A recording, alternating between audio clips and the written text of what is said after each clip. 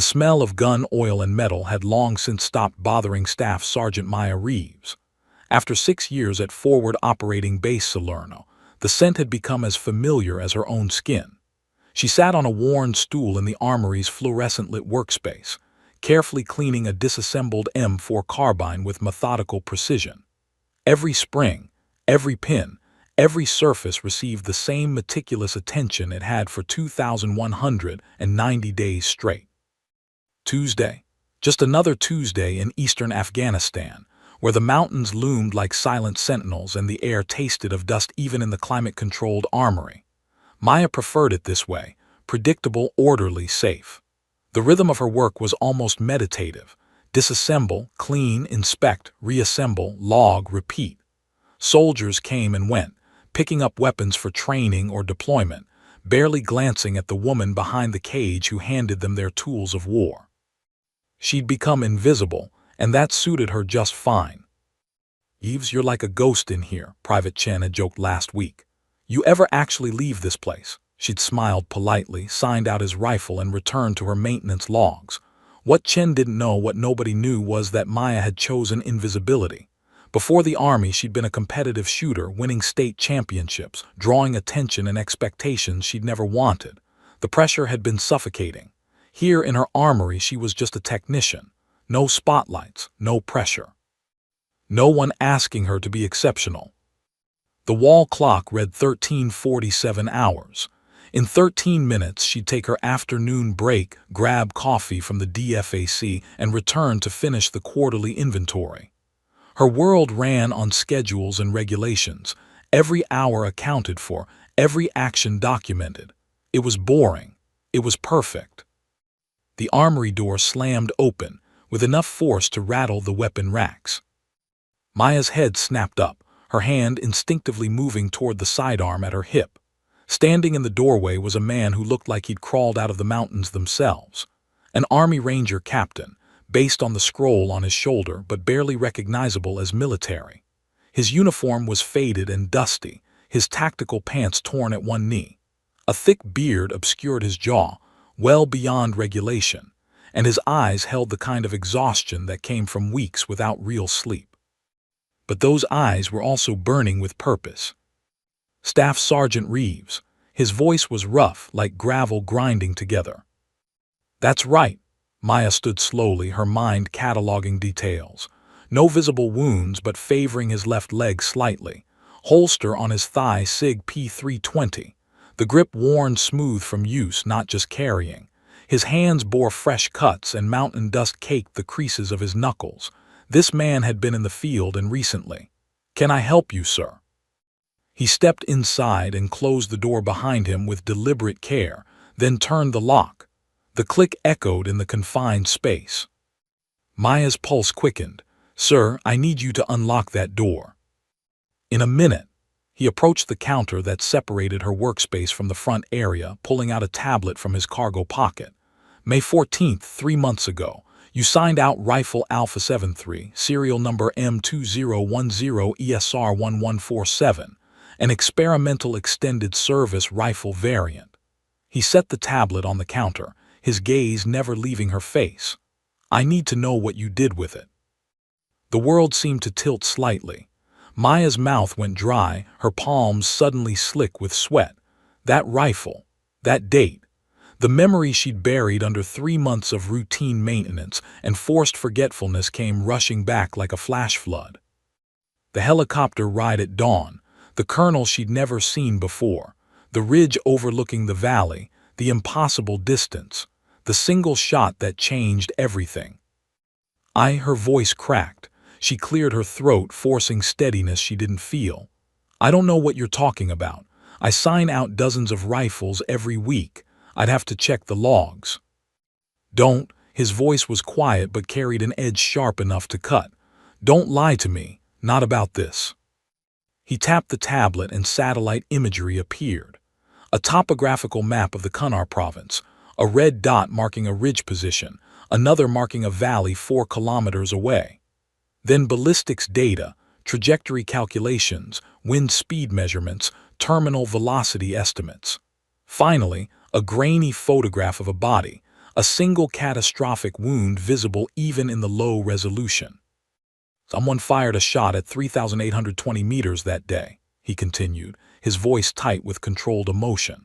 3,820 meters, that's 2.37 miles. The confirmed world record is 3,540 meters. This shot doesn't exist in any official record. It shouldn't be possible. He leaned forward, knuckles white as he gripped the counter edge. My ranger team was conducting reconnaissance in that valley when the shot was fired. The target, a high-value Taliban commander, dropped dead in the middle of a meeting. The chaos that followed. He paused, jaw clenching, working through something painful. My team was ambushed, coordinated, planned. They knew we were there. 3 of my brothers made it out. His voice dropped to barely above a whisper. My actual brother, Sergeant First Class Marcus Webb, didn't. His last transmission mentioned impossible fire from the western ridge before his radio went dead. Maya felt the blood draining from her face. Her hands gripped the edge of her stool to keep from shaking. All she'd known was the target, a shape in a scope, wind calculations, the mathematics of death at extreme distance. No one had told her about rangers in the valley. No one had mentioned collateral operations. She'd pulled the trigger and been extracted within 30 minutes, then immediately debriefed by the colonel with explicit orders. This mission never happened. I don't, she started, but the captain cut her off. The ballistic signature matches the ammunition lot signed out with that rifle, specialized. Winchester Magnum rounds, experimental load. Only your armory had access to that specific batch. He straightened, and for a moment she saw the full weight of his exhaustion, his grief, his desperate determination. I've spent 3 months following ghosts and whispers, Staff Sergeant. Every official channel has stonewalled me. Every inquiry gets buried. But I traced that ammunition and it leads here. To you. To that day. His hand moved to a folder tucked in his vest, but he didn't pull it out yet. My name is Captain David Torres. Marcus Webb is my younger brother, and I don't believe he's dead. Maya's breath caught. What? Recent intelligence intercepts from Taliban communications. They're talking about the American ghost in the mountains. A soldier who moves like smoke, hitting their patrols and then vanishing. Someone who knows the terrain like he was born there. Tor's eyes locked onto hers with an intensity that made her want to look away, but she couldn't. Marcus is alive. He's been dark for 3 months, and I think whoever made that shot, whoever caused the chaos that day, holds the key to finding him. The walls of her safe, predictable armory seemed to close in. Maya's mind raced through the implications, the connections she didn't want to make. That shot had been ordered from the top. Classification higher than anything she'd ever seen. The colonel's warning had been crystal clear. Speak about this mission and her career was over. Possibly her freedom. Possibly her life. But a ranger was missing. A man with a family, with a brother standing in front of her, had been caught in the aftermath of her bullet. Sir, she swallowed hard, years of following orders warring with something deeper, the knowledge that invisibility was no longer an option. If I did know something, I was given direct orders, classified orders. I could face court-martial just for. I know, Tor's expression softened slightly. I know what I'm asking, but Maya, the use of her first name startled her. That shot you may or may not have made, it was perfect. Impossible but perfect. Whoever pulled that trigger isn't just a weapons tech logging serial numbers. And whoever ordered it, whoever had the authority to classify it that deeply, they're connected to what happened to Marcus. He finally pulled out the folder, opened it, and showed her a photograph. A young man in Ranger tan, grinning at the camera with the easy confidence of someone who'd never met a challenge he couldn't overcome. He had Tor's eyes. "Help me find my brother," Tor said quietly. "Please." Maya looked at the photograph, then at the captain who just shattered her carefully constructed world. Her hand trembled as she reached out and slowly turned the lock on the armory door, the click of the deadbolt sealing more than just the room. "I made the shot," she whispered, and with those 4 words, Staff Sergeant Maya Reeves stopped being invisible forever. Captain Tor's body sagged slightly, as if he'd been holding his breath for months and could finally exhale. He pulled a chair from against the wall and sat down heavily, the metal legs scraping against the concrete floor. Maya remained standing, her confession hanging in the air between them like smoke. "Tell me everything," Tor said, pulling out a small notebook, paper, not digital. Smart, Maya thought. Paper couldn't be hacked or traced. Maya moved to the small coffee maker in the corner of her workspace, her hands needing something to do. She poured 2 cups, the familiar ritual helping to steady her nerves. When she handed one to Tor's, their eyes met, and she saw something in his expression that surprised her, not judgment or anger but understanding. He knew what it cost to break orders. "May 13th, she began, settling onto her stool. 2200 hours. I was finishing end-of-day inventory when a colonel I'd never seen before walked into my armory. No appointment, no warning. He had 2 MPs with him and orders signed by someone so far up the chain of command I couldn't even verify the signature. Tors wrote carefully, his handwriting surprisingly neat. "He knew things about me," Maya continued, staring into her coffee. "Things that weren't in my official file, my competition shooting background. I won the National Long-Range Championship 3 years running before I enlisted. Set a record at 2,100 yards in Colorado. I'd buried that life, Captain. I joined the Army to be ordinary, to disappear into routine. But somehow he knew." "What was his name?" "Colonel Richard Ashford, Defense Intelligence Agency, or so his credentials said." The name tasted bitter. "He told me I'd been selected for a time-sensitive operation. High-value target, narrow window, extreme technical difficulty. He said every sniper team in theater had assessed the shot and deemed it impossible." Tors looked up sharply. "Impossible how?" Maya set down her coffee and moved to her workbench, pulling out a topographical map of Kunar province. She'd studied this terrain obsessively in the 3 months since, trying to understand what she'd done, trying to justify it to herself. "The target was meeting in this valley," she pointed to a depression between 2 ridges. "Taliban commanders, local warlords, moving HVTs, standard surveillance operation, or so I thought. But the only position with line of sight was here." Her finger traced to a ridge on the western side. 3,820 meters away, nearly 2.5 miles. Tors whistled low. "In the mountains with variable winds." "Exactly. The world record shot is 3,540 meters, made in ideal conditions on flat terrain in Iraq. This was different, shooting downward at a 47-degree angle, through 3 different wind layers, with temperature gradients affecting ballistic performance." Maya's voice grew steadier as she moved into the technical details, the mathematics that had always made sense when nothing else did. Every sniper team refused because the variables were too extreme. Success rate was estimated at less than 2%. "But you took it." "I didn't have a choice." Maya met his eyes. "The colonel made that clear. He said this was a direct national security imperative. The target had information about an imminent attack on U.S. forces, 24 hours, maybe less. They needed him neutralized immediately, and I was their only option." She pulled out a drawer and retrieved a file she'd hidden under maintenance manuals.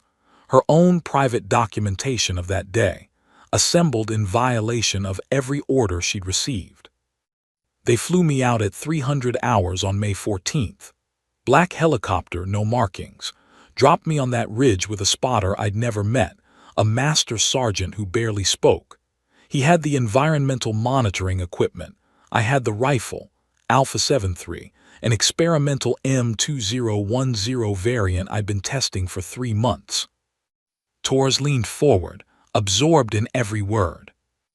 "The rifle was extraordinary," Maya said, and for a moment her professional appreciation overshadowed everything else. "Enhanced barrel with proprietary rifling, custom action, integrated ballistic computer linked to a scope with atmospheric sensors. It was designed specifically for extreme long-range precision. I'd fired maybe 200 rounds through it, knew its characteristics better than any weapon I'd ever used. And the ammunition. Special load, Winchester Magnum but custom powder charge experimental bullet design with enhanced ballistic coefficient. Each round cost more than a car. She opened her file and showed him the ammunition specification sheet she'd photographed. Only 50 rounds existed. I had 5 with me that morning. Torres photographed the document with his phone, his movements quick and efficient. We got into position at 4:27 hours. Dawn came at 5:31. The target arrived at 6:47, right on schedule. Maya's voice grew quieter, too perfectly on schedule. I remember thinking that was odd. Taliban commanders don't usually run on time, but I was focused on the shot. The wind was variable, shifting every 30 seconds, temperature rising as the sun hit the valley. I had to calculate everything. Wind drift, Coriolis effect, altitude compensation, temperature gradient, even the rotation of the Earth over the bullet's flight time. How long, Torres asked. Flight time. 7.3 seconds. Maya closed her eyes, seeing it all again. 7 seconds for the bullet to travel 3,820 meters. That's an eternity in ballistics. Everything could change, wind could gust, the target could move, atmospheric pressure could shift. I had to predict where he would be 7 seconds after I pulled the trigger. She opened her eyes and found Torres watching her with something like awe. I fired at 6:51 hours, single shot. I watched through the scope. You can actually track the bullet's vapor trail at extreme distance if conditions are right. It looked like a streak of silver cutting through the morning air, dropping, drifting slightly left as I'd calculated then. She paused. Impact. Center mass. The target dropped immediately. I'd never made a shot like that, never even attempted anything close. And then... chaos. Maya's hands clenched into fists. Through the scope, I saw the men around the target scatter. Some went for cover, others returned fire. But they were shooting at shadows. They had no idea where the shot came from. Then I saw movement on the northern ridge opposite my position. Muzzle flashes. Lots of them. An ambush. Torres' jaw tightened. My brother's team. I didn't know, Maya said urgently. I swear to God, Captain, I didn't know there were friendlies in that valley. Ashford never mentioned reconnaissance assets, never said anything about coordination. He told me it was a clean shot on an isolated target. How long did you observe? Maybe 90 seconds. Then the master sergeant packed our gear and we were running for the extraction point.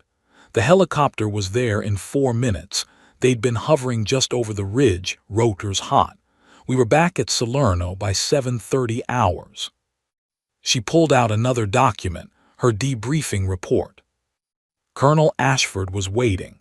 He took my after-action statement, had me sign non-disclosure agreements so classified I needed special clearance just to read them.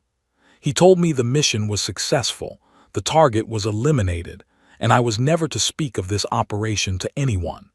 Ever. He said I'd performed a valuable service for my country and that this would remain buried for national security reasons. Then what? Then nothing. Maya spread her hands helplessly. I went back to my armory, back to logging serial numbers and cleaning rifles. I tried to forget about it, tried to tell myself I'd done the right thing, followed orders, served my country. But I couldn't stop thinking about those 7 seconds, about how perfect that shot had been, about what I'd seen through the scope in those 90 seconds after. Torres leaned back, processing everything. You witnessed the beginning of the ambush that killed 2 of my rangers and sent my brother into hiding. I witnessed something coordinated, Maya corrected. Those Taliban fighters on the northern ridge, they weren't reacting to my shot. They were already in position, already waiting. The timing was too perfect. They knew someone would be watching that meeting. The implications hung heavy between them. You think the ambush was planned, Torres said slowly. You think someone set up your shot specifically to trigger it. I think someone used me as a diversion. Maya's voice was hard now, anger replacing fear. They knew a shot like that would cause chaos, confusion, the perfect cover for an ambush on your brother's team, and they classified everything so deeply that no one could trace it back. Tor stood abruptly and began packing, his limp more pronounced now as adrenaline gave way to exhaustion. Marcus's last transmission. He said, "Impossible fire from the western ridge." He saw your shot. Maybe he even figured out it came from our side. Which means he knew something was wrong, Maya finished. He knew the operation was compromised. Tor stopped packing and turned to face her. 3 months ago, my brother disappeared in that valley. Official story, killed in action, body not recovered. But 2 weeks ago, intelligence intercepted Taliban radio chatter. They're terrified of something in those mountains, someone who hits them hard and vanishes, someone they call the ghost. He pulled up more files on his tablet, showing her translated intercepts, blurry long-range photographs, incident reports from Taliban sources. Marcus is alive, Maya. He survived because of the chaos your shot created. It gave him a chance to escape when the ambush hit. But he didn't come home. He went dark, stayed in those mountains. And I think I know why. Why? Tor's eyes were cold as mountain ice. Because he's hunting whoever betrayed his team, whoever set up that ambush, and Colonel Richard Ashford is at the center of it all. Maya felt something shift inside her, the last remnants of her safe, invisible life crumbling away. What do you need from me? Your technical expertise, your knowledge of that rifle, that ammunition, and maybe, Tors hesitated, maybe another impossible shot when the time comes. Maya thought about the last 6 years of hiding, of being ordinary, of avoiding the spotlight and the pressure. Then she thought about a ranger alone in the mountains, hunting traitors, and a brother who refused to give up on him. "Okay," she said quietly, "let's find Marcus, and let's find out who's really pulling the triggers." Torres moved to the armory door, checked the small window to ensure no one was nearby, then returned to Maya's workspace. From his vest, he pulled out a worn folder, the edges frayed from constant handling. Inside were dozens of documents, some official, others clearly obtained through unofficial channels. "I need to show you who my brother really is," Tors said, spreading photographs across Maya's workbench. "Because understanding Marcus is key to finding him." The first photo showed a younger version of Tors standing beside a man who shared his dark eyes but had a leaner build and an easier smile. Both wore army dress uniforms, medals gleaming. This was taken 4 years ago when Marcus graduated Ranger School. Top of his class in every category, marksmanship, land navigation, tactics. But his real gift was reconnaissance. He could disappear into terrain like he was part of it. Maya studied the photograph. Marcus Webb looked almost unassuming in person, average height, lean build, nothing physically imposing. But his eyes held an intensity that the camera had captured, a focus that suggested he saw more than most people. He was assigned to 2nd Battalion, 75th Ranger Regiment, Tors continued, pulling out service records that Maya suspected he wasn't authorized to possess. 37 combat deployments over 6 years. His specialty was deep reconnaissance, going into hostile territory ahead of main forces, gathering intelligence, painting targets for airstrikes. He spent more time behind enemy lines than in friendly territory. "How did you get these files?" Maya asked, nodding the classification markings. Tor's expression hardened. "When the army tells you your brother is KIA but can't produce a body, can't explain what happened, and classifies everything about his last mission so deeply that his own family can't get answers, you learn to ask questions through unofficial channels. I have friends, Maya. Rangers take care of their own." He pulled out a tactical map covered in handwritten notes and red circles. "This is the Pech Valley and surrounding mountains, where Marcus was operating. After the official investigation closed, I started my own. Took leave, called in favors, talked to everyone who'd operated in this region." His finger traced a pattern of red marks across the map. 3 days after the ambush, a Taliban patrol disappeared near this village. 7 men vanished without a trace. A week later, a weapons cache exploded here, 20 miles from the ambush site. Taliban blamed American drones, but there were no drone strikes logged that day. Maya leaned closer, seeing the pattern emerge. Someone's hitting Taliban assets. Not just hitting, hunting. Torres pulled out more reports.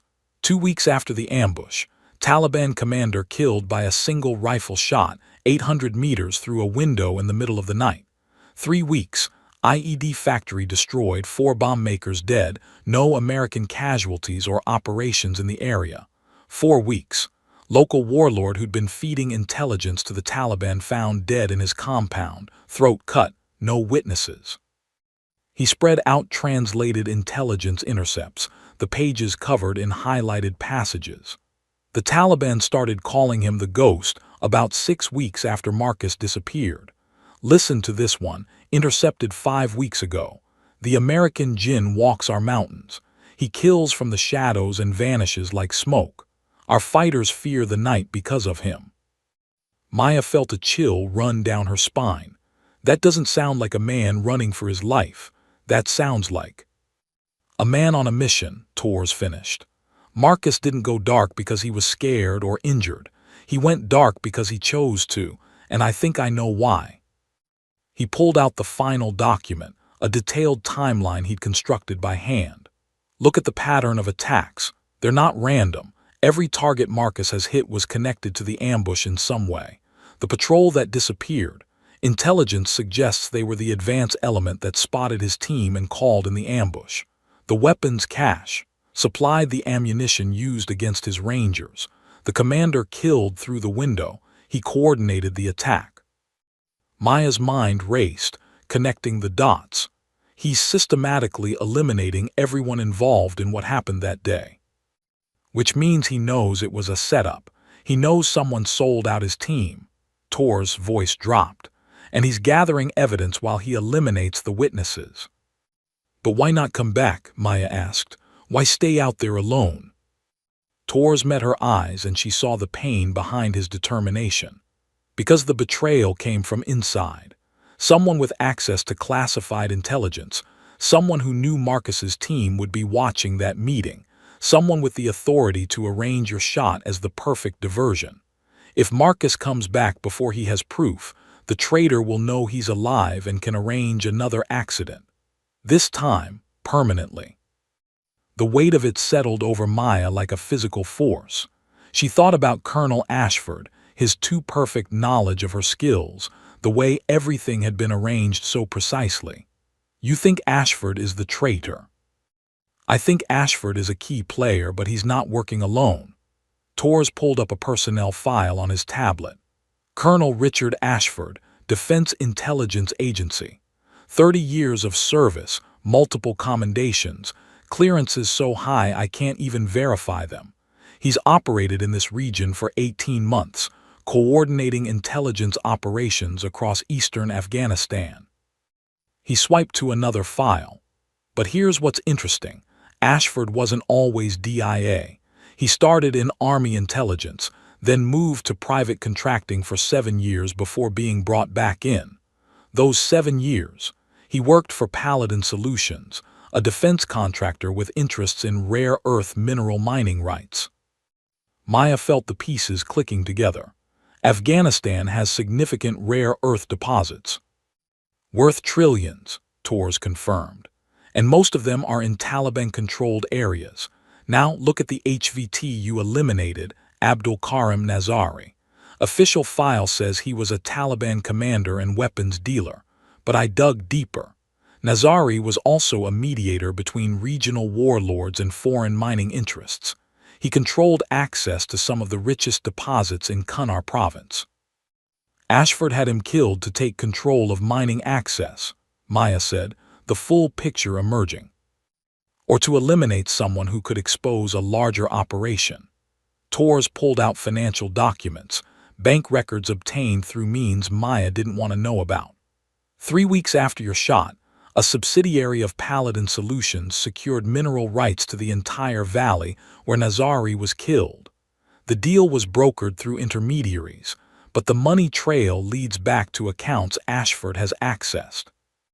Maya stood and began packing, her mind working through the implications. So Ashford orders my shot, which eliminates Nazari and creates chaos. Meanwhile, he's arranged for your brother's team to be in the valley as witnesses, or maybe as additional targets. The Taliban ambushes the Rangers. Everyone assumes it's just another firefight. Nazari's death gets buried in the confusion, and Ashford's contractors move in to secure the mining rights. Except Marcus survived, Torres said. And instead of coming back, he figured out enough to know he couldn't trust command. So he stayed in the mountains, using his training to hunt down everyone involved, gathering evidence. How are you sure he's even still alive? Maya asked. These intercepts could be about anyone, a holdout American, a contractor, even fiction. Torres' expression softened slightly. He pulled out his phone and played an audio file. Static, then a voice speaking in broken English. American Ghost hit our position 3 nights past. One man moving like shadow. He takes nothing, leaves no trace. Only death. The speaker paused, then added something that made Maya's blood run cold. He whispers name of dead Rangers before he kills. He is making judgment for betrayed brothers. The audio cut off. Tor's hands trembled slightly as he put the phone away. That's Marcus. He's alive, he knows what happened, and he's making them pay. But he can't do this forever. Eventually, he'll make a mistake, or Ashford will send enough assets to take him down. I need to reach him before that happens. Maya returned to the workbench, studying the maps and documents spread before them. If Marcus has been hunting these targets systematically, there should be a pattern we can predict. Where does he go next? Torres traced a line across the map. All his confirmed kills have been moving steadily northwest, toward the Pakistan border. At first, I thought he was trying to exfiltrate, but now I think he's following a trail. Each target eliminated reveals the next link in the chain. Which means the person at the end of the chain is whoever ordered the whole operation, Torres finished. The person who betrayed Marcus's team and used you as an unwitting assassin, and I think Marcus has figured out who it is. He pulled out one final document, this one heavily redacted. 2 days ago, I intercepted communications between Ashford and someone operating out of Kabul. The conversation was encrypted, but my contact managed to pull fragments. They're moving assets into position near the border. Heavy assets, contractors, black ops teams, people who can operate without accountability. Maya felt ice in her stomach. They're setting up another ambush. They know Marcus is coming. They're going to finish what they started 3 months ago. Torres looked at her with desperate intensity. That's why I need your help. Not just your technical knowledge, I need your skills. If we're going into those mountains to find Marcus before they do, we might face impossible situations. And you've already proven you can make impossible shots. I'm not a combat soldier, Maya protested, even as part of her knew she was already committed. I'm a weapons technician. I made one shot under controlled conditions with perfect equipment. You made a world record shot that saved my brother's life, even if you didn't know it at the time, Torres countered. And you have skills beyond marksmanship. You understand weapon systems, ballistics, tactics. Marcus will need those skills when we find him. Maya looked down at her hands, hands that had cleaned and maintained thousands of weapons, hands that had pulled one trigger and changed everything. She thought about the last 6 years of hiding, of being safe and ordinary and invisible. Then she thought about a ranger alone in the mountains, betrayed by his own command, fighting a war no one knew about. When do we leave? She asked quietly. Torres allowed himself a small smile, the first she'd seen from him. Tomorrow night, but first we need to gather equipment and information. And Maya, his expression turned serious again. Once we do this, there's no going back. Ashford will know we're investigating him. Your career, maybe your freedom, it's all at risk. Maya thought about her armory, her routine, her carefully constructed invisible life. Then she met Tor's eyes with steady resolve. "Some shots are worth taking," she said, "no matter the risk." They worked through the night in Maya's armory, the fluorescent lights humming overhead as the bass settled into its midnight rhythm. Tors had pulled every favor he had to get temporary access to Maya's workspace, claiming he needed specialized weapons consultation. It gave them perhaps 12 hours before questions would be asked. Maya sat at her computer terminal, her fingers flying across the keyboard as she accessed armory databases she'd navigated thousands of times before. But now she was looking for patterns she'd deliberately avoided seeing, discrepancies that only someone with intimate knowledge of the weapons systems would notice. "Look at this," she said, pulling up ammunition requisition logs. "The experimental rounds I used for that shot, the official record shows 50 rounds manufactured. I had 5 for the mission, used 1. That leaves 44 unaccounted for." Tors moved behind her, studying the screen. Where did they go? According to this, they were transferred to DIA custody for continued testing and evaluation. Signed out by, her stomach dropped, Colonel Ashford, 3 days after my shot. She pulled up more records, cross-referencing serial numbers and transfer authorizations. But here's what doesn't make sense. I've been testing weapons for 6 years. Standard protocol is that experimental ammunition gets logged, tested, and results get filed with the manufacturer. But these rounds, no testing records exist except for the 200 rounds I fired during initial evaluation. Meaning Ashford didn't requisition those rounds for testing. He requisitioned them for use. Maya's mind raced through the implications. 44 rounds of the most advanced long-range ammunition ever produced disappeared into DIA custody with no oversight. Tors pulled out his notebook, adding this to his growing list of evidence. What could he do with ammunition like that? Maya pulled up the ballistic specifications. These rounds are unlike anything in the U.S. arsenal. The ballistic coefficient is 30% better than standard military ammunition. In practical terms, they extend effective range by almost 1,000 meters and maintain accuracy in conditions that would make normal shots impossible. She rotated her chair to face Tors. With ammunition like this and a competent shooter, you could eliminate targets that are supposed to be safe. Protected sites, fortified positions, anywhere that traditional snipers can't reach. You could conduct assassinations that look impossible, that no one would believe came from a human shooter. "He's building a private arsenal," Tors said, the pieces falling into place. "Not for military operations, for contract work. High-value targets, no questions asked, impossible shots that can't be traced." Maya pulled up another database, requisition orders from across the theater. "It's not just the ammunition. Look at this. Specialized optics, custom rifle components, advanced range-finding equipment. All requisitioned by Ashford or his direct subordinates over the past 18 months.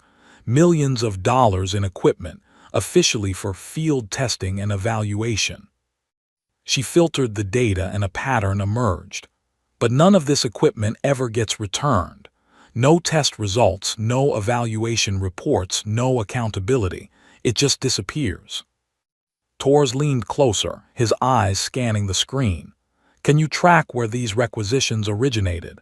Which bases, which units?" Maya's fingers flew across the keyboard, pulling up requisition chains and shipping manifests. What emerged made her blood run cold. 7 bases across Afghanistan and Iraq. But look at the authorization codes. They're all routed through the same 3 people.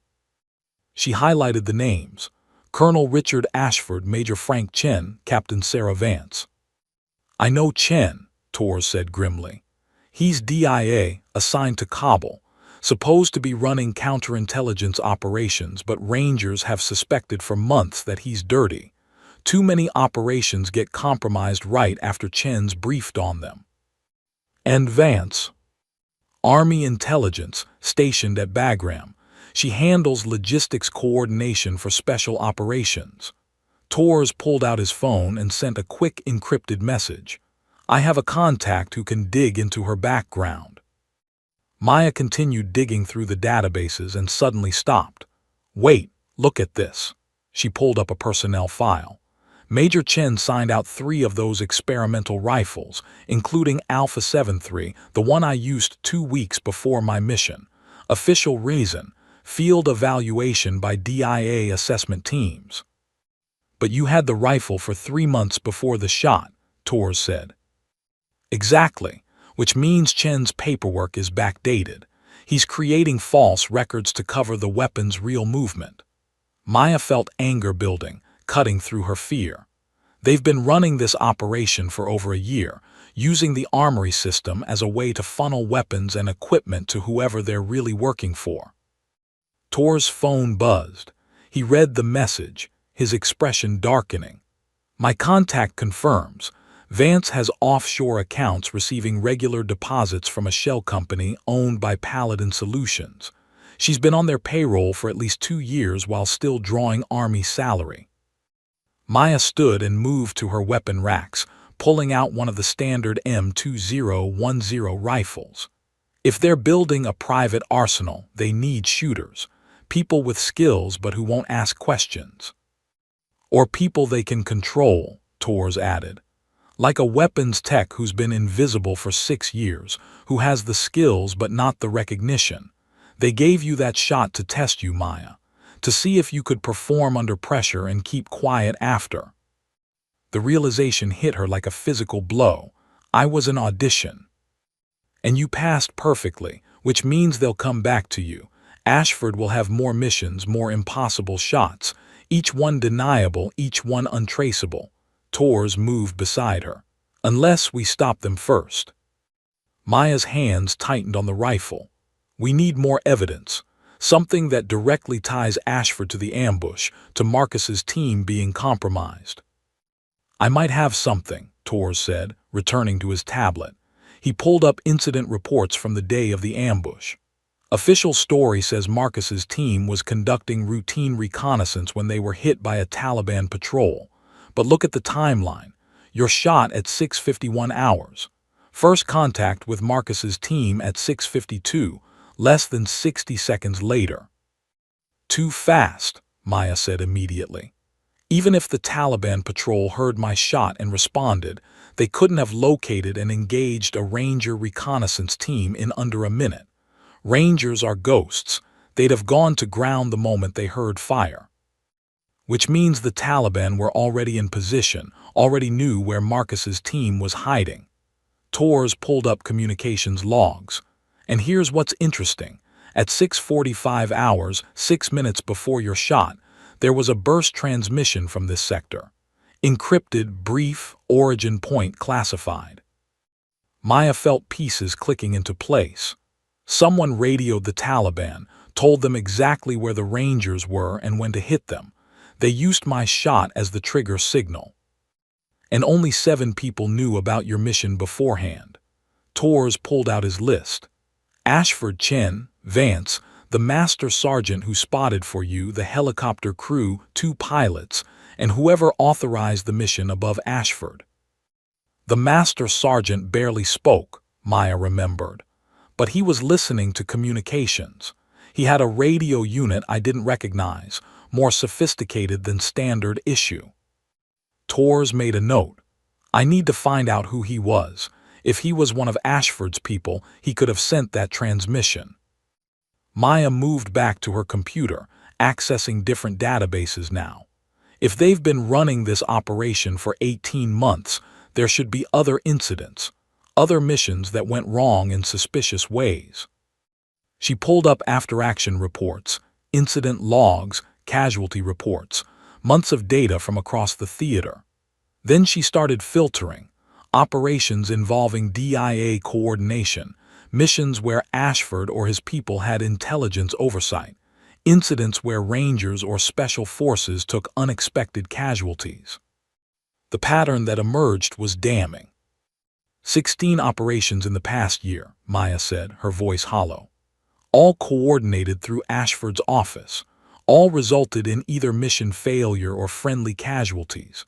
But in each case, a high-value target was also eliminated, someone who, like Nazari, had connections to mining rights, smuggling routes, or other financial interests. Torres came to stand beside her, reading over her shoulder. His face had gone pale. They've been using American forces as a cleanup crew. Set up missions, leak intel to make sure there's heavy contact, then eliminate whoever they actually wanted dead in the confusion. The American casualties are just collateral damage to them. 23 soldiers killed in these operations, Maya read from the casualty lists. 37 wounded. Also, Ashford and his people could secure contracts and eliminate business rivals. The anger in Tor's voice was cold as winter steel. Marcus figured this out. That's why he stayed in the mountains. He's not just hunting the Taliban who ambushed his team. He's hunting everyone involved in the betrayal, every person who traded American lives for profit. Maya was about to respond when her computer screen suddenly went dark. Then it flickered back to life, displaying a single message. Unauthorized access DETECTED. System Administrator NOTIFIED. Damn, Maya breathed. I tripped a monitoring program. Torres was already moving, gathering his papers and tablet. How long do we have? Minutes maybe. Depends who's monitoring and how seriously they take. The door to the armory burst open. Maya's commanding officer, Lieutenant Colonel Harrison, stood in the doorway with 2 military police behind him.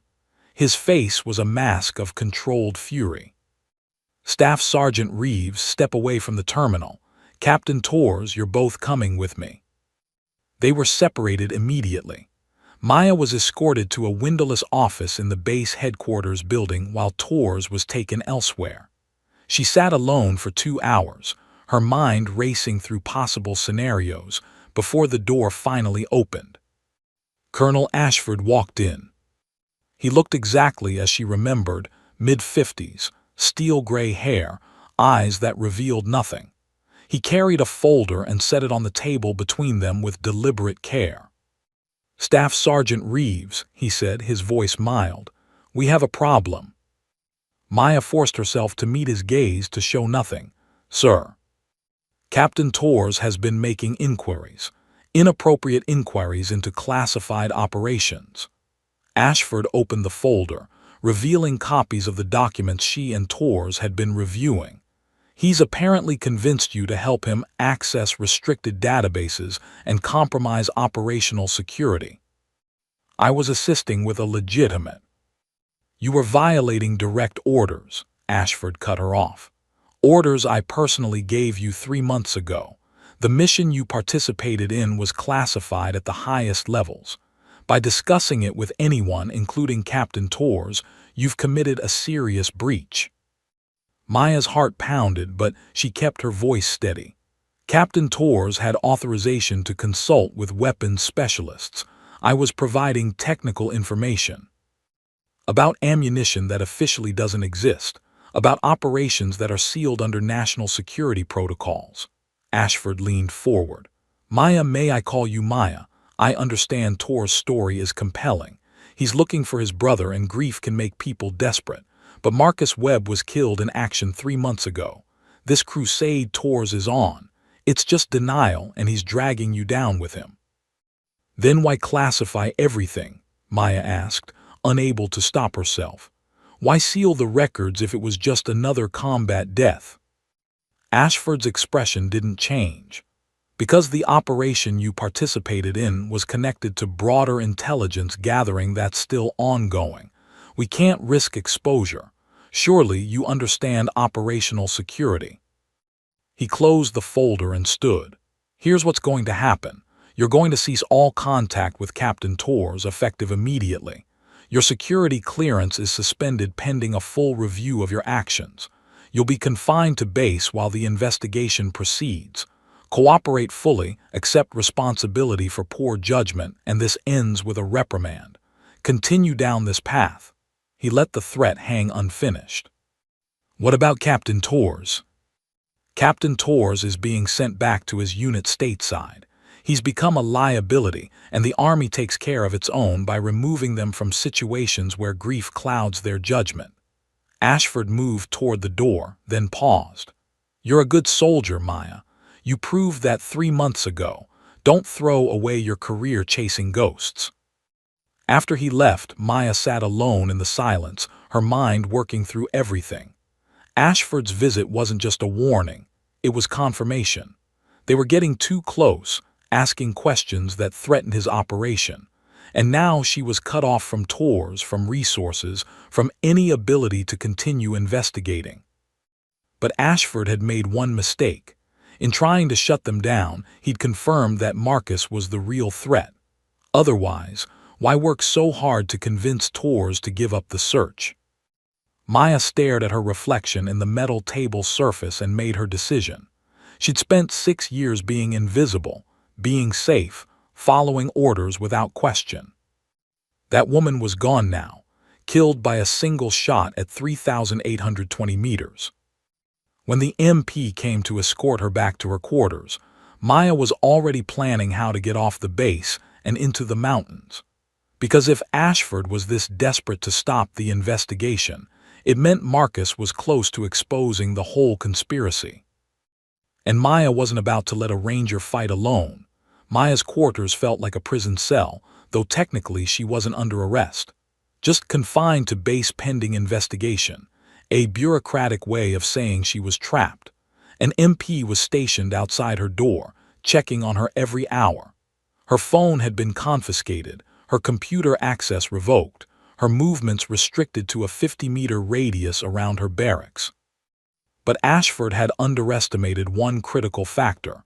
Maya had spent 6 years learning every inch of this base, every routine, every blind spot in the security system.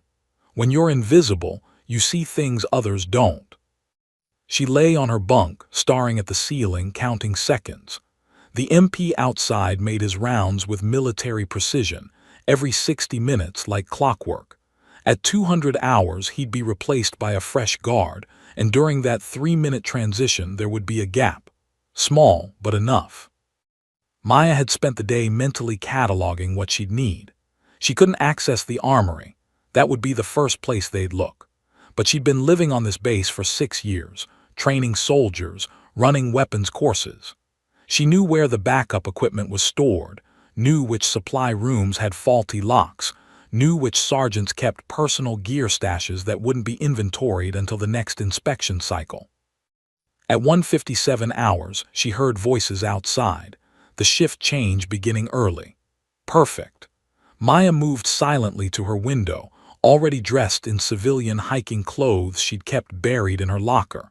The window had been painted shut years ago, but she'd quietly worked it loose that afternoon using a metal nail file. The frame slid open with barely a whisper. Maya pulled herself through, dropped to the ground, and immediately moved into the shadows between buildings. Her heart hammered, but her training took over. Stay low, move deliberately, use the darkness. She reached Building 7, the old supply depot that housed training equipment. The lock was standard issue, and Maya had learned years ago that the third tumbler stuck. She worked it with practiced efficiency, and the door swung open. Inside, she moved by memory to the back corner where Staff Sergeant Rodriguez kept his personal mountain gear, equipment he used for weekend climbs when off duty. Maya filled a civilian backpack, climbing rope, carabiners, a GPS unit, cold weather gear, energy bars, water purification tablets. From another locker, she retrieved a civilian hunting rifle, a Remington 700 in .308 that belonged to a sergeant who'd been deployed to Kandahar. Not as sophisticated as her military equipment, but accurate and reliable. She took 3 boxes of ammunition. The hardest part was leaving. Every instinct screamed that she was destroying her career, her life, everything she'd built. But then she thought about 23 dead soldiers, about Marcus Webb alone in the mountains, about Ashford's cold eyes promising silence or consequences. Some things were worth more than safety. Maya exited through the back and moved along the perimeter fence to a section she'd identified months ago during a routine patrol, a spot where maintenance had cut the chain link to install new communications cables and the repair had been sloppy. She squeezed through, and suddenly she was off base, unauthorized, officially AWOL.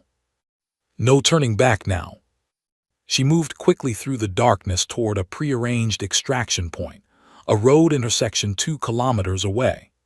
Tors had given her contingency plans during their brief time together, backup options in case they were separated. He'd mentioned a contact, a former ranger who ran logistics for private contractors and owed Tors his life from a mission gone wrong in Helmand Province. Maya reached the intersection at 2:43 hours and waited in a drainage ditch, her rifle across her knees. Every vehicle that passed made her tense, expecting military police, expecting pursuit.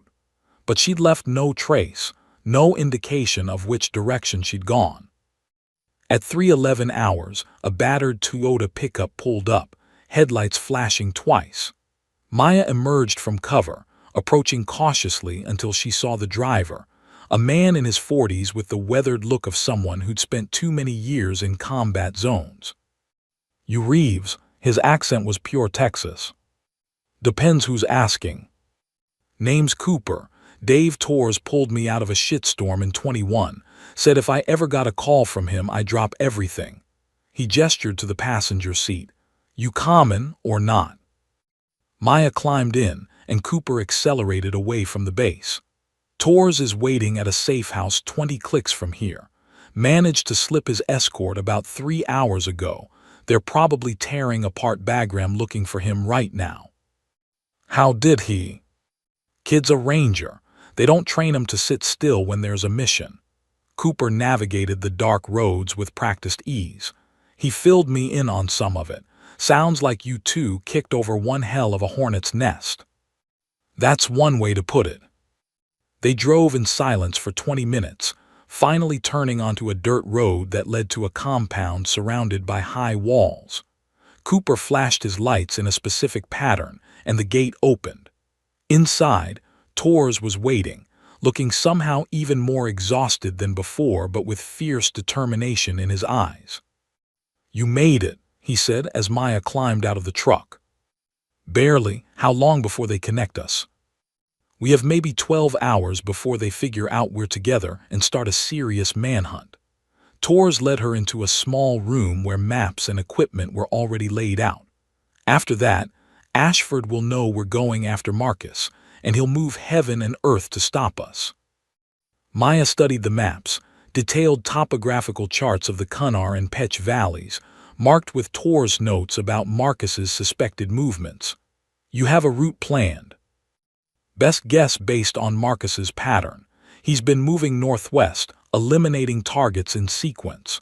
The last confirmed hit was here." He pointed to a village near the Pakistan border, 5 days ago.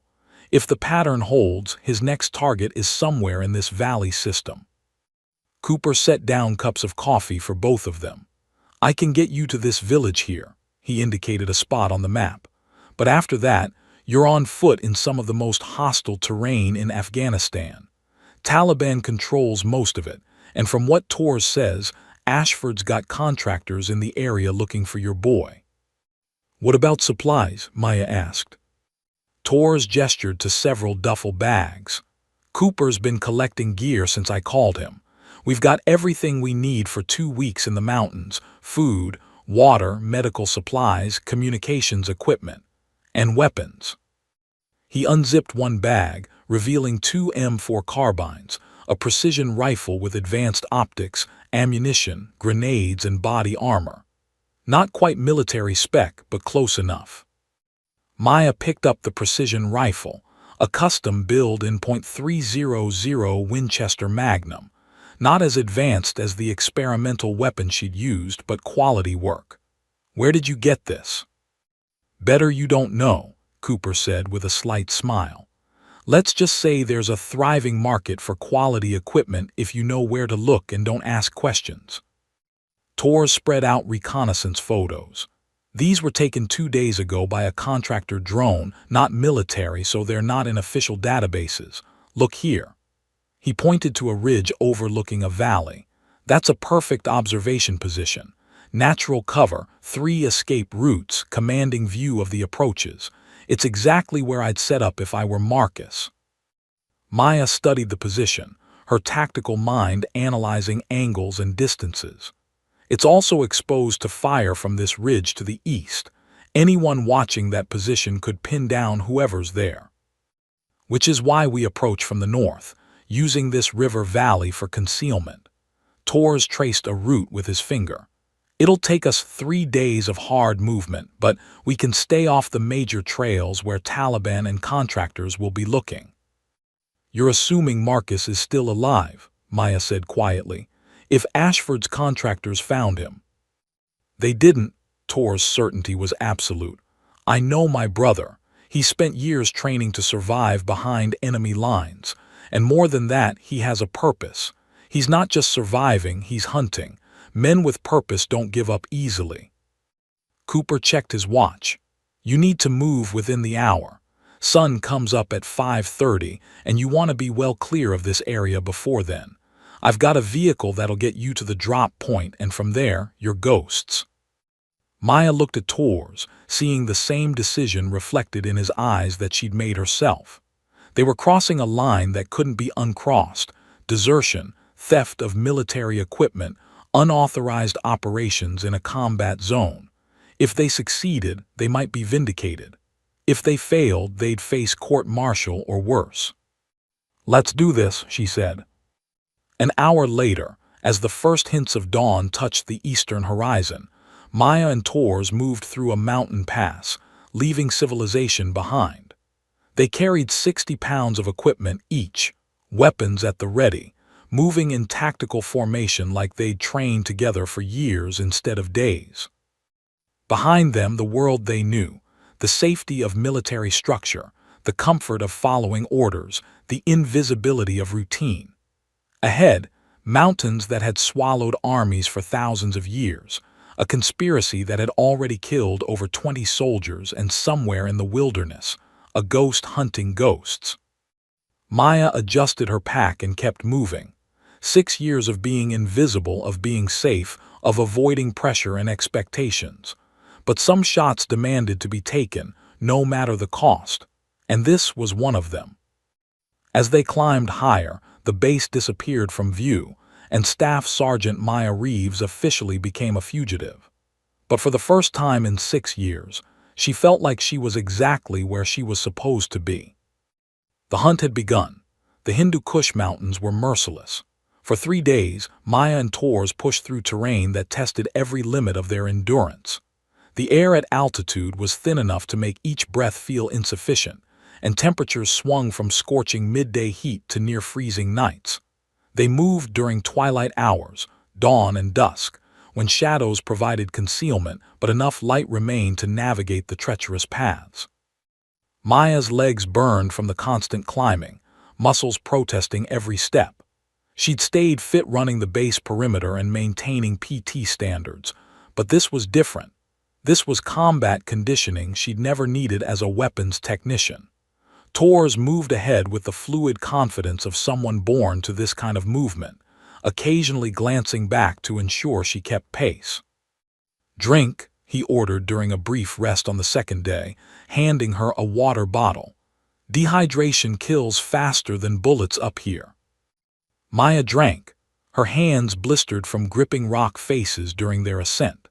They were following a route Torres had plotted from Marcus's suspected movement pattern, staying off established trails where Taliban patrols operated, using river beds and ridge lines that offered both concealment and observation. On the afternoon of the third day, they reached a village clinging to a mountainside like a handful of stone boxes scattered by a careless giant. Torres signaled for Maya to stay hidden in an outcropping while he approached alone. She watched through her rifle scope as he spoke with an elderly man outside a tea house, money quietly changing hands. 20 minutes later, Torres returned, his expression tight with controlled excitement. "He's here," Or was 2 days ago. Torres pulled out his map marking a location. The locals call him the American Ghost, says he moves through the mountains like wind, never stays in one place. But he's been seen near this valley system, watching a compound used by a man named Hamid Gul. Who's Gul? Maya asked.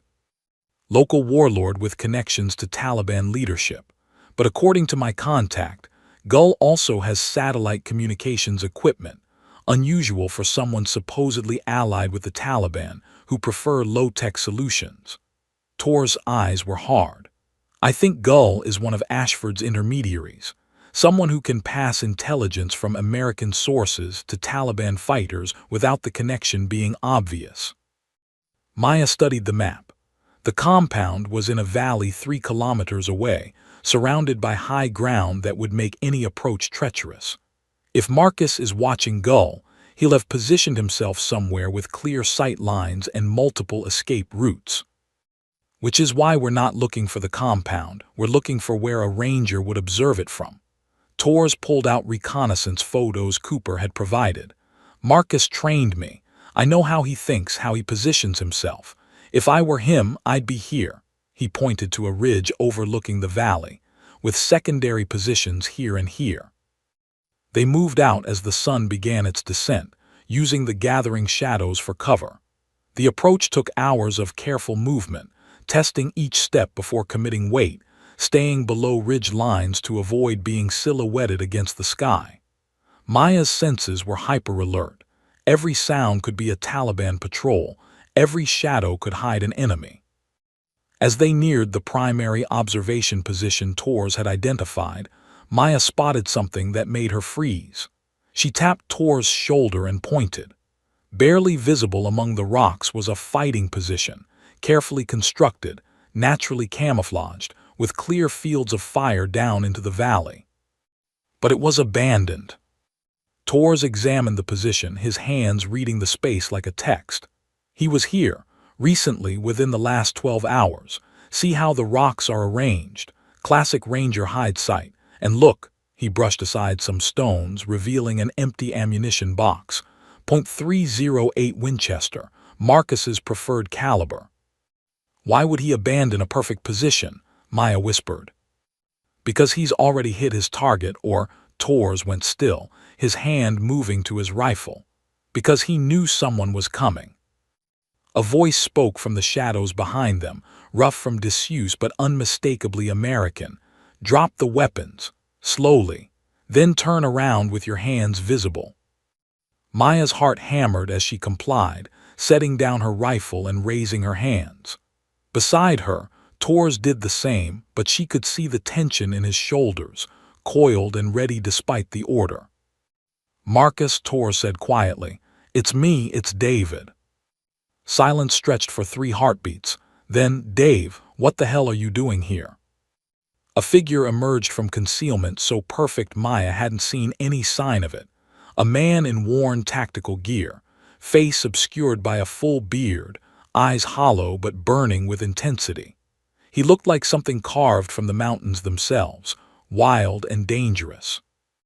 "Looking for you, little brother," Tor's voice cracked slightly. "The army said you were KIA." Marcus Webb lowered his rifle but didn't approach, his eyes scanning the area with paranoid vigilance. "The army says a lot of things. Who's she?" "Staff Sergeant Maya Reeves. She's the one who made the shot that day, the 3,820-meter shot that killed Nazari." Marcus's gaze snapped to Maya, something shifting in his expression. "You made that shot?" Maya nodded, finding her voice. "I didn't know about your team. I was told it was a clean operation, no friendlies in the area." "It wasn't your fault." Marcus's attention returned to scanning their surroundings. "That shot saved my life. When Nazari dropped, the whole valley went into chaos. The Taliban hit us 30 seconds later. They were already in position, waiting. But the confusion from your shot gave me a window.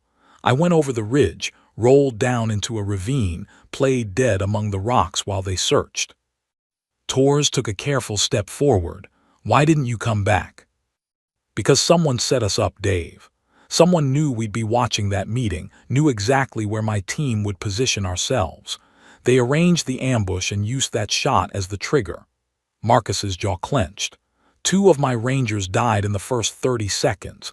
Jackson and Rodriguez, good men, both of them. And for what? So Ashford could eliminate a business rival. You know about Ashford? Maya asked. I figured it out after a week in the mountains. Stayed hidden, watched, listened.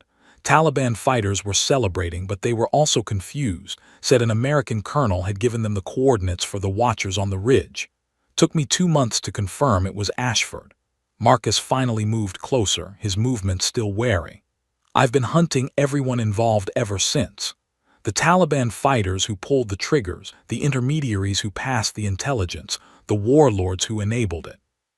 Working my way up the chain. Torres gestured to the valley below. Gull. He's the communications hub. Passes encrypted messages between Ashford and Taliban leadership, coordinates intelligence transfers. I've been watching him for 3 days, mapping his security, identifying patterns. Marcus's eyes hardened. Tonight, I was going to kill him and extract his communications equipment. Proof of Ashford's network. We can help, Maya said. We have evidence too, requisition records, financial transactions, testimony about the shot, combined with what you've gathered. It won't be enough. Marcus cut her off. Ashford has protection at every level. He's DIA, which means he operates with minimal oversight. He's been running this network for years, and he's got people embedded throughout the command structure. If I come back now with just testimony and paper trails, I'll disappear into a black site before I can testify. Then what's your plan? Torres demanded. Stay out here forever, killing people one by one until Ashford sends enough contractors to take you down. My plan is to get the one piece of evidence that can't be ignored or buried. Marcus pulled out a battered tablet, its screen cracked but functional. Ashford's been communicating with someone higher up the chain, someone in the Pentagon who's been protecting him. I've intercepted fragments of their communications through Gull's equipment, but I need the full encryption keys to decode them. Those keys are on Gull's satellite system. Maya felt pieces clicking into place. If you can prove someone in Pentagon leadership is involved, it becomes too big to bury. Exactly, but getting to that equipment means going through 24 fighters, sophisticated security systems, and doing it quietly enough that Gull doesn't destroy the evidence before I can extract it. Marcus looked at his brother, then at Maya. Which is impossible for one person, but 3 people with the right skills. We're in, Torres said immediately. Marcus studied them both, and Maya saw the weight of 3 months alone in those eyes, the isolation, the constant threat, the burden of being betrayed by his own command. This isn't a military operation. We have no backup, no support, no extraction if things go wrong. If we're caught, we'll be killed or disappeared. And even if we succeed, we'll all face court-martial. I've been AWOL for 3 days and stole enough equipment to arm a platoon, Maya said. I'm already facing court-martial. Might as well make it count. A ghost of a smile crossed Marcus's face, the first human expression she'd seen from him. Dave, you found yourself a weapons tech with a spine. That shot at 3,820 meters wasn't luck, was it? State champion long-range shooter, Torres said, 3 years running. Good, because where we're going, we might need another impossible shot. Marcus shouldered his pack. Sun sets in 2 hours. We move in 4 when the guards are tired and complacent. I'll brief you on the compound layout and security patterns on the way to our staging position. As they prepared to move, Marcus placed a hand on Tor's shoulder, a brief moment of connection between brothers who'd thought they'd lost each other. I'm glad you came, Marcus said quietly. I wasn't sure I'd make it out of this alone. Rangers don't leave Rangers behind, Torres replied, even when they're too stubborn to ask for help. Maya checked her rifle and adjusted her gear, her mind already running calculations. 3 months ago, she'd made one impossible shot that changed everything. Tonight, She'd help execute an impossible mission that could expose a conspiracy reaching the highest levels of military command. The weapons tech who'd wanted only to be invisible was about to assault a fortified compound in hostile territory. Alongside a ghost everyone thought was dead, and a captain who'd sacrificed everything for his brother. Some missions chose you, whether you wanted them or not. And some shots were worth taking, no matter how impossible they seemed. The compound sat in the valley like a fortress, stone walls 12 feet high surrounding 3 buildings clustered around a central courtyard. Marcus had been observing for 3 days, and his intelligence was precise. 22 fighters, rotating guard shifts every 4 hours, a generator building housing the satellite communications equipment, and Hamid Gul himself in the main residence. They waited in a rocky outcropping 400 meters from the compound as the sun disappeared behind the western peaks. Maya studied the layout through her scope, counting guards, noting weapon positions, calculating angles of fire. 2 guards at the main gate, 3 on the walls, she whispered, plus the roving patrol that circles every 12 minutes. Generator building is here, Marcus pointed on a hand-drawn map, northeast corner, steel door, but the ventilation system has an access point on the roof. That's our entry. Torres checked his watch. Guard change in 6 minutes. That's when we move. They'll be distracted during the transition. Dave, you're with me on entry, Marcus said. Maya, you take the overwatch position on that ridge. You've got 3 jobs. Cover our approach, take out the guard tower if we're compromised, and watch for reinforcements from the village. Maya nodded, already moving to her position. She climbed quickly, muscle memory from 3 days of mountain movement making her efficient despite exhaustion. The ridge offered a clear view of the compound and surrounding approaches, perfect for her skills.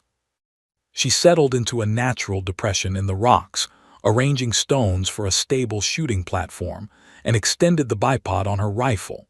Range to the compound, 380 meters. Wind from the northwest at approximately 8 kilometers per hour. Elevation advantage of 43 meters. She dialed in the adjustments, her breathing steadying into the rhythm that had won her championships. In position, she whispered into her radio. Copy, moving in 30 seconds, Marcus replied. Maya watched through her scope as the brothers moved like shadows across the open ground, using every depression and rock for concealment. They reached the compound wall just as the guard change began, voices calling out from the courtyard, attention focused inward. Marcus produced climbing equipment, a grappling hook wrapped in cloth to muffle sound. One throw and it caught on the wall's edge. They climbed quickly, dropping into the shadows on the far side. Maya's crosshairs tracked their movement, ready to engage any threat. So far clean. The brothers reached the generator building, and Marcus climbed to the roof while Torres provided security. Maya watched Marcus work on the ventilation grate, his movements methodical and precise. 30 seconds later, he'd opened it and disappeared inside. Torres followed. Maya breathed slowly, scanning for threats. The tower guards were lighting cigarettes, sloppy discipline. The roving patrol had stopped to talk with men in the courtyard. Everything was going according to. Her radio crackled. Contact, we've got a problem, Marcus's voice urgent. Then gunfire erupted inside the compound. The courtyard exploded into chaos. Fighters poured from buildings, weapons up, converging on the generator building. The tower guards swung their PKM machine guns toward the northeast corner. Maya didn't hesitate. Her first shot took the northern tower guard through the chest at 385 meters. He dropped without a sound. Second shot, southern tower guard, 392 meters, center mass. He fell backward off the platform. Tower's clear, she transmitted. You've got 15 fighters converging on your position. More gunfire from inside the generator building. Through her scope, Maya saw muzzle flashes in the windows. Torres and Marcus were pinned down. Fighters were stacking up at the door, preparing to breach. Maya engaged systematically. Lead fighter at the door, 380 meters. Drop. Second fighter moving to flank, 395 meters. Drop. Third fighter taking position behind a vehicle, 403 meters. She adjusted for the greater distance, exhaled, squeezed. The fighter collapsed. Maya were compromised. Tor's voice was strained. They knew we were coming, this was a trap. Her blood went cold. Before she could respond, movement on the western approach caught her eye. Vehicles, 3 Toyota Technicals mounting heavy weapons, racing toward the compound. Not Taliban trucks. These were professional, tactical vehicles. Contractors. Ashford's kill team. You've got reinforcements incoming, Maya transmitted. 3 vehicles, heavily armed, 60 seconds out. We've got the equipment, Marcus replied, but we're pinned, can't extract. Maya's mind raced through options. The contractors would arrive, lock down the compound, and Tors and Marcus would be trapped. She needed to buy them time, needed to. The lead technical was 800 meters out and closing fast. Standard range for her rifle, but the vehicle was moving at speed, bouncing over rough terrain. Not an impossible shot, but difficult. She steadied her breathing, tracked the target, led it by 3 meters to account for movement. Squeezed. The driver's window shattered. The technical swerved violently, rolled, and erupted in flames as fuel ignited. The other 2 vehicles scattered, taking evasive action, but they'd been slowed. Exit through the eastern wall, Marcus transmitted. We're blowing our way out, get ready to move. An explosion rocked the compound, shaped charges blowing a hole in the stone wall. Maya saw the brothers emerge through the smoke and dust, Marcus carrying a bulky equipment case, Tors providing cover fire. But Tors was moving wrong, favoring his left side. Blood darkened his tactical vest. Tors is hit, she transmitted, already repositioning. I'm coming down. Negative, Marcus's voice was sharp. Stay in position, we need cover fire. The remaining 2 technicals had recovered, circling to cut off the brothers' escape route. Fighters from the compound were reorganizing, streaming through the breach after Tors and Marcus. The brothers were exposed in open ground, taking fire from multiple directions. Maya forced herself to stay calm, to let her training take over. She engaged the pursuing fighters, 4 quick shots, 4 men down. But the technicals were the real threat, their mounted guns capable of shredding the brothers in seconds. Then she saw him. In the passenger seat of the second technical, illuminated briefly by muzzle flashes, Colonel Richard Ashford. He was here, personally overseeing the operation, so confident in his trap that he'd come to witness the elimination of the witnesses himself. The technical was accelerating toward Tors and Marcus, 700 meters from Maya's position and closing. The mounted gunner was traversing his weapon, about to open fire. She had seconds. Maya's world narrowed to the scope, the target, the mathematics of death. 700 meters to a moving target in fading light, wind variable, target bobbing over rough terrain. Not impossible, just improbable. She tracked the technical's movement, predicted its course, calculated lead time. Her heartbeat slowed. Breathe in. Exhale halfway. Hold.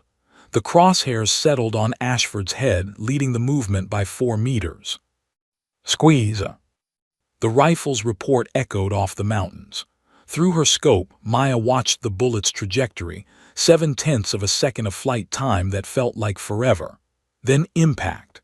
Ashford's head snapped back and the technical swerved wildly as the driver reacted. The vehicle hit a boulder and flipped, the mounted gunner thrown clear. The third technical, seeing its command vehicle destroyed, hesitated, that fatal moment of uncertainty in combat. Marcus took advantage, firing a 4-beam grenade from his underslung launcher. The grenade struck the technical's engine block, and the vehicle exploded in a fireball. Moving to you, Maya transmitted, already running down the ridge, abandoning stealth for speed. She reached the brothers 3 minutes later, finding Tors on his knees, Marcus trying to staunch bleeding from a wound in Tors' side. The equipment case lay nearby, somehow intact despite everything. "How bad?" Maya demanded, dropping beside them. "Through and through missed major organs," Marcus said, his voice tight. "But he's losing blood fast and we're 3 days from medical care." Maya pulled combat gauze from her pack, pressing it into the wound while Marcus worked on the exit wound. Tors' face was pale, his breathing shallow, but his eyes were focused. "Did you get him?" Tors managed. "Ashford's dead," Maya confirmed. "Saw the impact myself." "Good," Tors tried to smile. "That's one hell of a shot." Marcus secured the bandages, then looked at Maya with new respect. 700 meters on a moving target in combat conditions. That state championship wasn't just luck. "We need to move," Maya said, helping Tors to his feet. "That explosion will draw every fighter in the valley." They moved as quickly as Tors' condition allowed, Marcus carrying both his pack and the equipment case, Maya providing rear security. Behind them, the compound burned, Ashford's body cooling in the wreckage of his ambitions. But Maya knew the fight wasn't over. Ashford might be dead, but his conspiracy reached higher, into the Pentagon itself, according to the intelligence Marcus had intercepted. The equipment case held the evidence that could expose everything, but first they had to survive long enough to deliver it.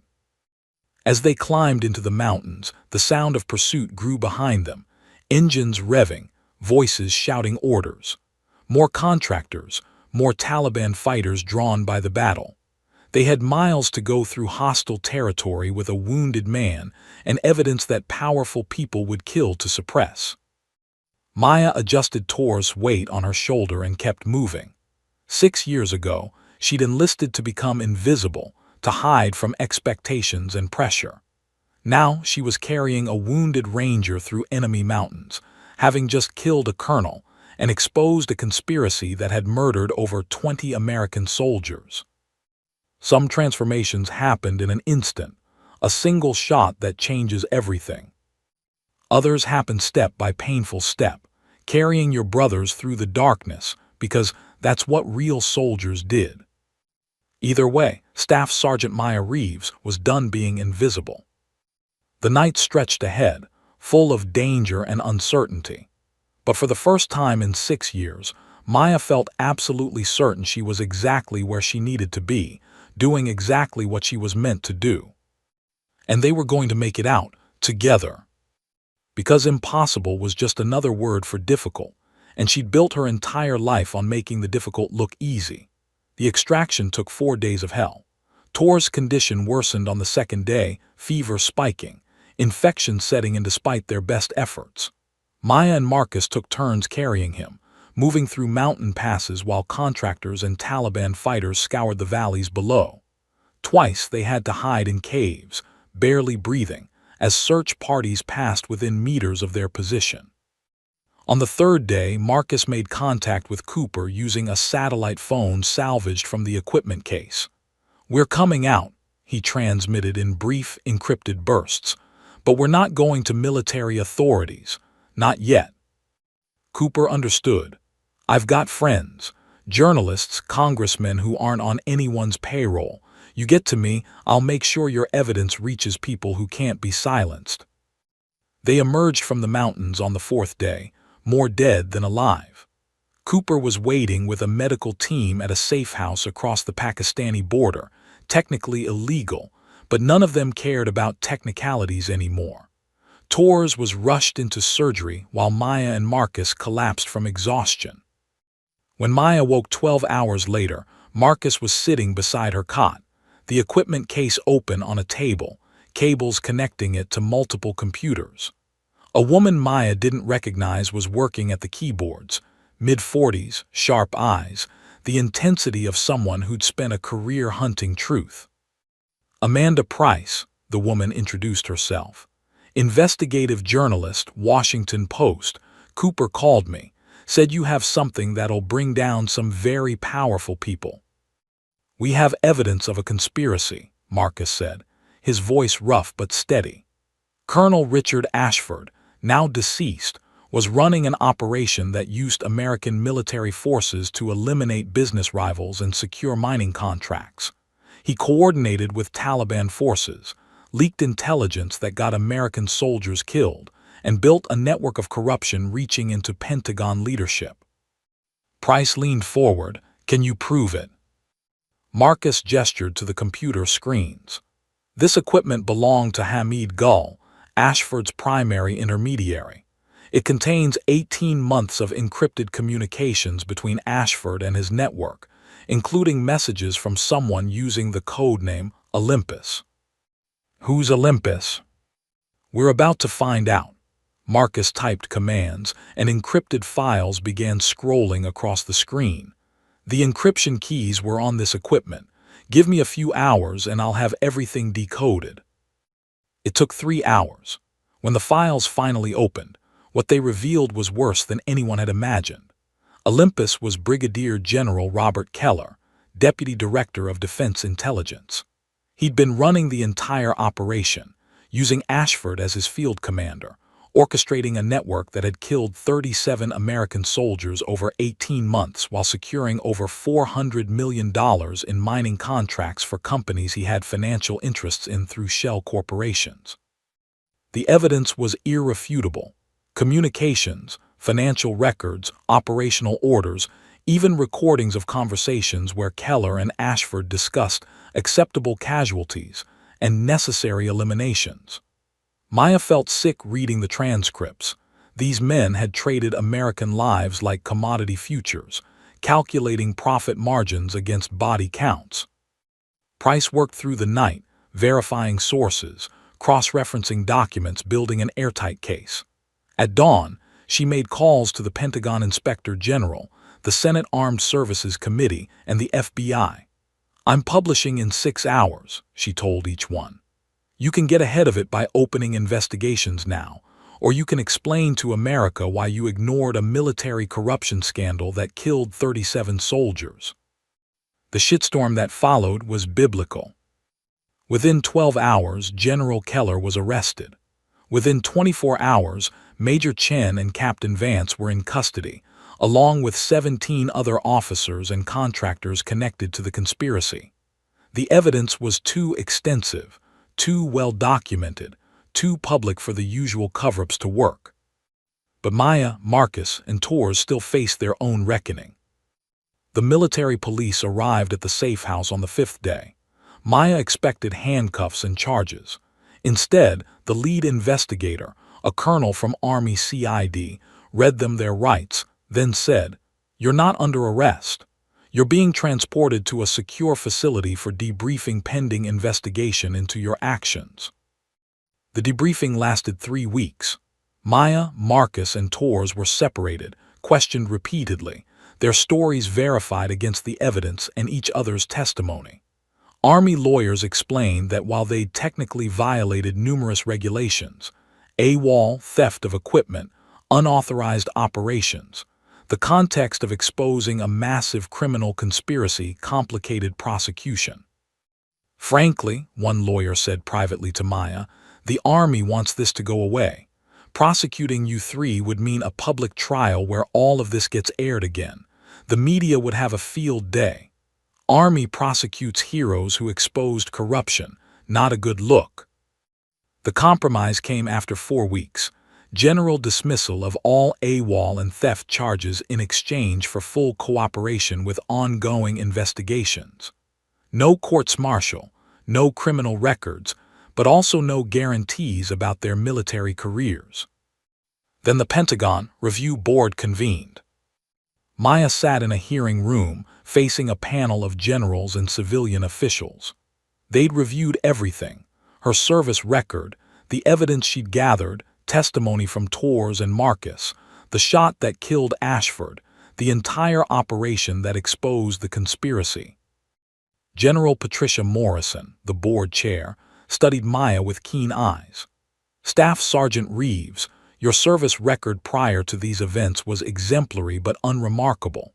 6 years as a weapons technician, satisfactory performance, no disciplinary issues. Yet you made a world record shot at 3,820 meters, then another combat shot at 700 meters on a moving target. You conducted unauthorized intelligence gathering, went AWOL to pursue a target in hostile territory, and participated in an assault on a fortified compound. That's quite a transformation. Yes, ma'am, Maya said simply. Why throw away a safe, comfortable career? Maya thought about that question, really thought about it. Because I spent 6 years being invisible, ma'am. I was a 3-time national champion long-range shooter before I enlisted, but I buried those skills because I was afraid of expectations, afraid of pressure. I chose safety over purpose. Then I was ordered to make a shot that killed a man and got Rangers ambushed. I couldn't stay invisible after that. Not when I knew the truth. Not when I could do something about it. Morrison exchanged glances with other board members. The shot that killed Colonel Ashford, 700 meters on a moving target in combat conditions. Your after-action report describes it as necessary to protect friendly forces. Some might call it revenge. Some might, Maya acknowledged. I call it justice. Ashford betrayed his country, got 37 soldiers killed for profit, and was personally leading a kill team to eliminate Rangers who discovered his crimes. I took the shot because it needed to be taken. Silence stretched for a long moment. Then Morrison's expression shifted, not quite a smile, but something approaching respect. Staff Sergeant Reeves, this board has reviewed your case extensively. While your methods were unorthodox and technically violated numerous regulations, the result was exposing the largest military corruption scandal in a generation. 37 murdered soldiers have justice because of you. She opened a folder. This board recommends the following. First, full dismissal of all charges related to your unauthorized actions. Second, commendation for valor in combat operations. Third, she looked up, assignment to the newly formed Special Operations Long-Range Precision Division. We're building a unit that combines technical expertise with operational capability, people who can think and shoot. We need soldiers who understand that sometimes the rules exist to be broken in service of larger truths. Maya felt tears threatening but held them back. Ma'am, I'm honored, but I'm just a weapons tech. No, Morrison said firmly. You were a weapons tech who was afraid to be more. Now you're a soldier who proved that technical expertise and combat capability aren't separate skills, they're complementary. And we need more soldiers like you. The assignment came through 2 weeks later. Maya reported to a classified facility where she found herself among an elite group, former snipers, intelligence specialists, engineers, all selected for their ability to solve problems that standard military doctrine couldn't address. Her first day, her new commander, a quiet colonel with Ranger tabs, laid out the mission. We handle situations where impossible is the starting point. Long-range precision operations, technical intelligence gathering, missions where thinking matters as much as shooting. Your job is to train the next generation and lead operations when called upon. Marcus received the Silver Star and was returned to active duty with the Rangers. His death, officially explained as a classified deep cover operation. Torres was promoted to Major and assigned to the same unit as Maya, his experience and dedication earning him a leadership role. 3 months after the conspiracy's exposure, Maya stood before a new class of students at the facility. 20 faces looked back at her, all skilled soldiers, all selected for exceptional technical and tactical abilities. My name is Captain Maya Reeves, she began, still getting used to the rank she'd received along with her new assignment. 6 months ago, I was a weapons technician who spent 6 years being invisible, avoiding attention, hiding skills I was afraid to use. Today, I'm standing here because I learned that invisible doesn't mean safe. It just means unprepared when the moment comes that demands everything you have. She pulled up a topographical map on the screen behind her. This is where I made a 3,820-meter shot that changed my life. I'm going to teach you how to make shots like that. But more importantly, I'm going to teach you that distance shooting isn't just about pulling triggers. It's about mathematics, physics, meteorology, ballistics, and most critically, having the courage to take the shot when everything in you says it's impossible. As she began the lesson, Maya caught her reflection in a window, no longer the invisible weapons tech hiding from expectations, but a combat-proven soldier teaching others to embrace their own impossible moments. Some transformations happened in a single shot. Others happen across months of danger, sacrifice, and choosing purpose over safety. Either way, Staff Sergeant Maya Reeves, now Captain Maya Reeves, had finally stopped being invisible. And she was exactly where she was meant to be. The end.